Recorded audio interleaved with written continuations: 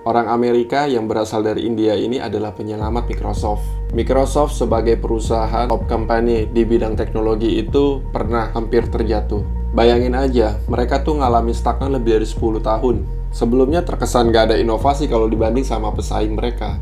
Di tangannya kini Microsoft kembali bangkit, menjadi perusahaan teknologi dengan inovasi paling maju, terbaik di dunia. Siapa dia? Ya, dia adalah Satya Nadella. So it's really our collective challenge that we now need to make Microsoft thrive in a mobile-first and a cloud-first world.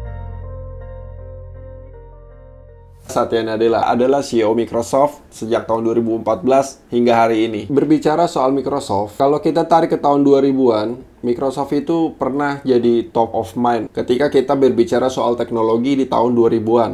I got it.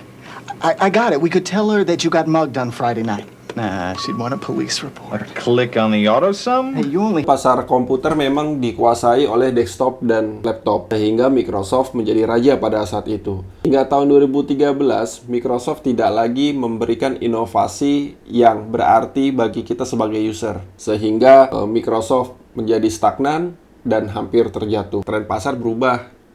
Muncul Android, iOS, smartphone, tablet, sosial media, dan search engine lainnya. Saat mereka meluncurkan Windows Phone, mereka sudah tertinggal ratusan langkah. Mereka terlalu nyaman dengan nama besar mereka, sehingga kaget ketika terbangun. Microsoft tidak cepat beradaptasi dalam tren ini. Mereka tertinggal dalam arus pasar yang berkembang pesat saat itu. Untungnya, pondasi instana mereka tuh kokoh. Jika tidak, mungkin nasib mereka sama dengan kawan lamanya yaitu Nokia. Microsoft ingin bangkit mengejar ketertinggalan, namun segala upaya sulit dilakukan. Hingga akhir pada tahun 2014, Microsoft memutuskan harus ada pergantian CEO. Dan pada saat itu, Satya Nadella menjadi CEO terpilih untuk Microsoft ke depannya. This company's had 3 CEOs. They're all right here. This is all... Satya Nadella adalah CEO fenomenal yang dianggap berhasil membuat dobrakan besar, sehingga dia bisa cocok nih untuk kita jadiin contoh. Nadella merupakan seorang eksekutif bisnis keturunan India. Ia lahir pada tahun 1967 di Hyderabad, India. Nadella tumbuh di lingkungan akademis yang diperkenalkan ke dunia teknologi sejak dini oleh keluarganya. Sejak kecil, ia sudah memiliki ketertarikan pada matematika, teknologi, buku tentang komputer dan pemrograman. Masa kecil Nadella di India, dengan segala minat ketertarikannya, telah mempengaruhi karir dan kesuksesannya di Microsoft. Ini dia dianggap sebagai pemimpin teknologi paling berpengaruh di dunia. Di bawah kepemimpinan Satya Nadella, mereka mulai bergerak dan mulai berkembang kembali dalam inovasi. Kini, mereka kembali menjadi salah satu perusahaan teknologi terbesar dan paling sukses di dunia. Di tangan Nadella, perubahan dan perbaikan terjadi secara signifikan dengan visi memberdayakan setiap orang dan setiap organisasi di planet ini untuk mencapai lebih baik. Microsoft memiliki ruh lebih baru lagi nih. Dengan memfokuskan manusia di atas teknologi, kini banyak karyawan yang menjadi lebih produktif dengan berbagai kemampuan mereka. But for us, it can never be just about technology for technology's sake. It has to be about what people are able to do with that technology. Berkat kepemimpinan Satya Nadella, selama 10 tahun terakhir nih, pasar dan saham Microsoft mengalami perkembangan yang signifikan. Berikut adalah beberapa poin penting mengenai perkembangan tersebut. 1. Peningkatan pendapatan. Microsoft telah berhasil meningkatkan pendapatan secara signifikan selama 10 tahun terakhir. Pada tahun fiskal 2013, pendapatan perusahaan mencapai sekitar 77,8 miliar. Sementara pada tahun fiskal 2021, pendapatannya meningkat hingga 168,1 miliar. Peningkatan yang signifikan jika dibandingkan sebelumnya ya. 2. Peningkatan harga saham. Pada bulan April 2013, harga saham Microsoft berada pada kisaran $28 per saham. Sementara pada bulan April tahun 2023, selisih 10 tahun, harga saham Microsoft berada pada kisaran $300 per saham, naik 10 kali lipat loh. Kembalinya Microsoft ke masa kejayaan ini di tangan Satya Nadella pastinya bukan seperti membalik kertas ya, pasti nggak gampang. Nah, pertanyaannya, ada gak yang bisa kita pelajarin? Sebagai CEO, dia membuat langkah apa aja ya?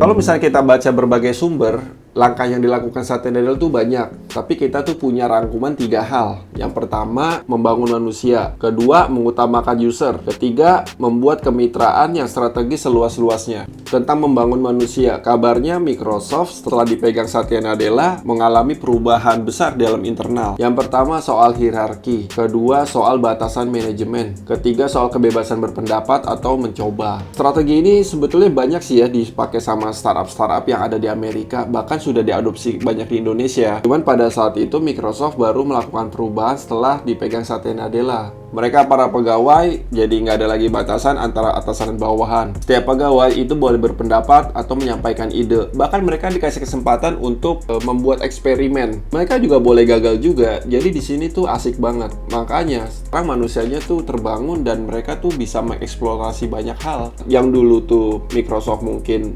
pemain one man show karena mereka sudah yakin dengan kemampuan teknologi mereka. Sekarang mereka tuh melakukan ekspansi besar dalam kerjasama dengan pihak lain. Yang kedua, meningkatkan fokus pada pengalaman pengguna atau kita mungkin sering sebutnya user experience kali ya. Kalau kita tuh ngeliat Microsoft pada saat sebelum tahun 2014, kayaknya tampilannya gitu-gitu aja ya. Untuk memenuhi kebutuhan pengguna, Nadella mendorong Microsoft untuk fokus pada pengembangan AI atau Artificial Intelligence atau kecerdasan buatan. Ini kita udah sering dengar ya. Dia mengidentifikasi AI sebagai salah satu bidang teknologi yang akan memberikan dampak besar di masa depan dan menginvestasikan sumber daya dan waktu untuk memperkuat kemampuan AI di Microsoft. Nadella ini juga memperkuat integrasi AI ke dalam produk-produk mereka. Kalau misal contoh yang udah ada tuh kayak Microsoft Office 365 dan Cortana.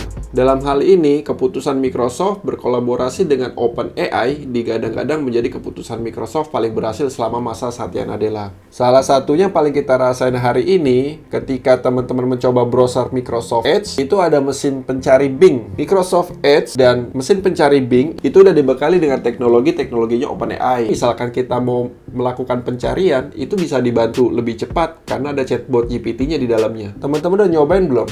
Kalau belum, cobain deh, itu enak banget. Pakai Microsoft Edge dan mesin pencari Bing, pencarian kita tuh jadi lebih cepat gitu. Yang ketiga, membangun kemitraan strategis. Jadi, sekarang perusahaan-perusahaan teknologi terbesar itu melakukan kolaborasi dengan perusahaan-perusahaan besar lainnya. Kalau misalkan kita ambil contoh si Microsoft ini, mereka itu bekerja sama dengan Adobe, dengan SAP, dengan Qualcomm, dengan Oracle, lalu dengan Cisco, dengan tujuan memperkuat ekosistem Microsoft dan memberikan solusi yang lebih lengkap bagi pelanggan tentunya kan.